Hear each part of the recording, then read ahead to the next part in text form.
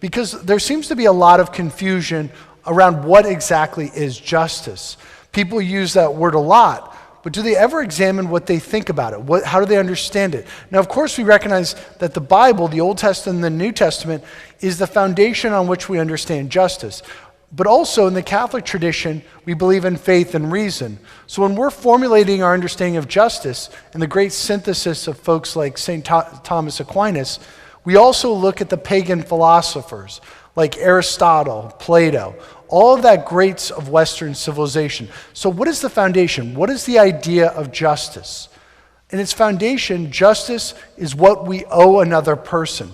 That is, it's a kind of obligation.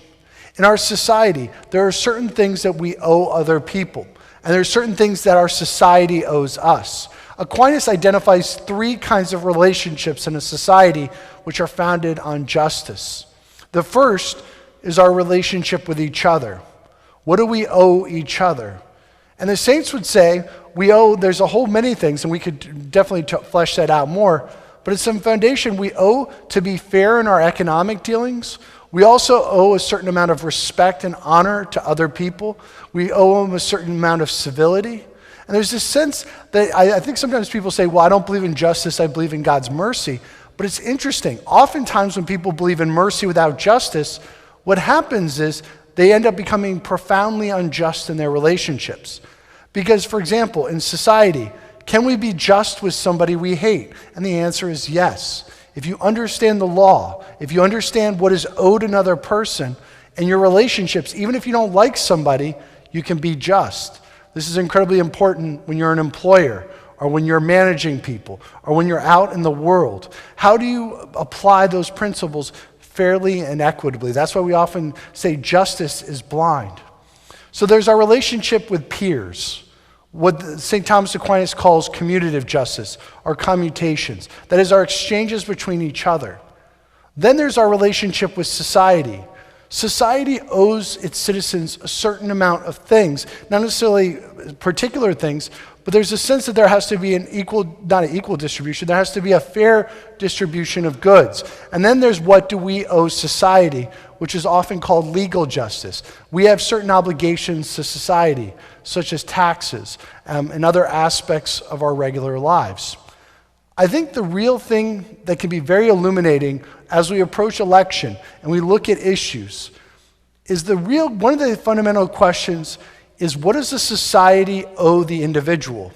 St. Thomas Aquinas calls this distributive justice. One of the ideas that is very dangerous right now, that many people hold, it's an illusion that many people believe, is that we can have a society where everybody's equal. That in the sense that everybody has the same amount of money, the same amount of goods, the same amount of services. And generally speaking, this is an illusion. What St. Thomas Aquinas points out, building on Aristotle, is that there are always hierarchies in society. When he talks about distributive justice, he says that certain people are of a greater status, and as a result, they have a greater share of the goods. And the interesting thing is Aquinas says that this is fair if it's in a proper proportion. Now, of course, he doesn't say what that proportion is.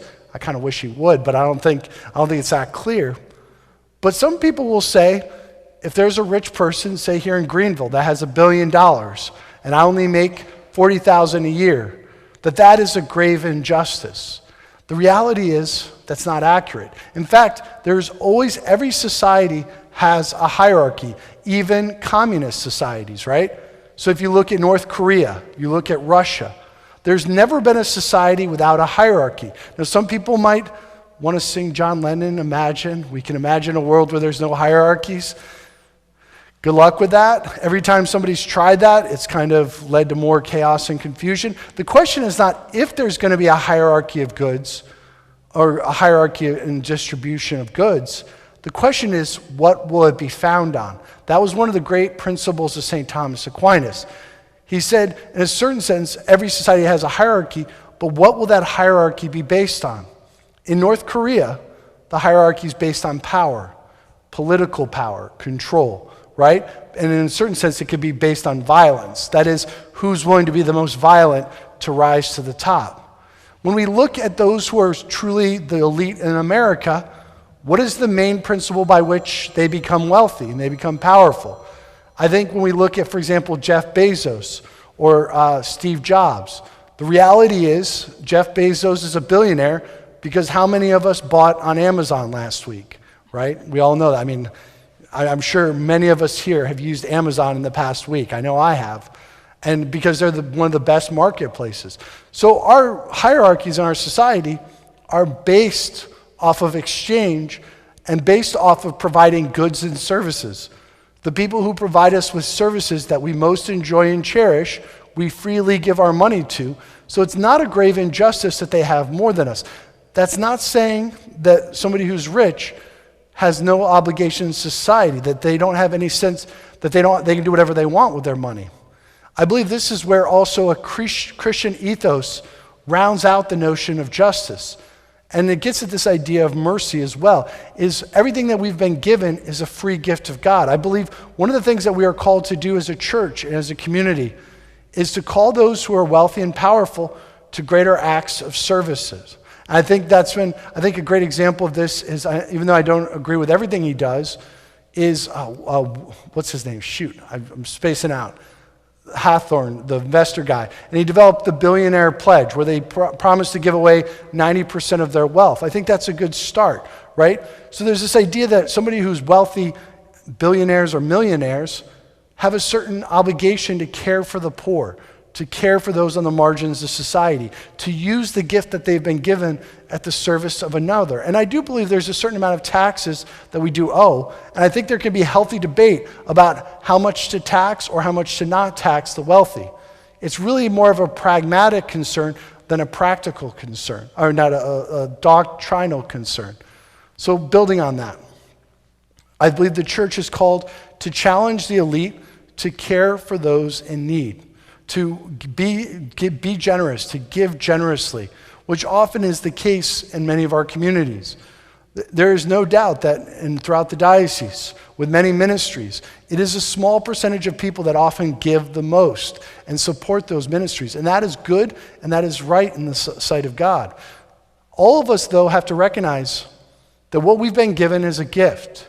I think tying this in with the idea of justice, the biblical concept, we don't say that we have to specifically follow this, but I think it's a good concept for all of us to recognize, is that 10% of our wealth is in a certain sense owed to God, is owed to the church. Maybe for some people that might be more, maybe for less. But giving to the church and giving to others and it's not just simply a nice thing to do if you have the time. No, it is a fundamental aspect of justice. We owe that to God, we owe that to the church, and we owe that to the poor and those on the margins of society. Everything that we have is a gift, and we are required to make return for that, required to make sacrifice. St. Thomas Aquinas would get this is the idea of the natural idea of religion, that we owe a certain amount to God and to our country and to our family as well. Try to form your conscience, not just on biblical principles, but on philosophical and theological. Try to know the doctrines of the church, to be illuminated by the truths of the church, so that when you vote and when you participate in public life, your conscience is well formed.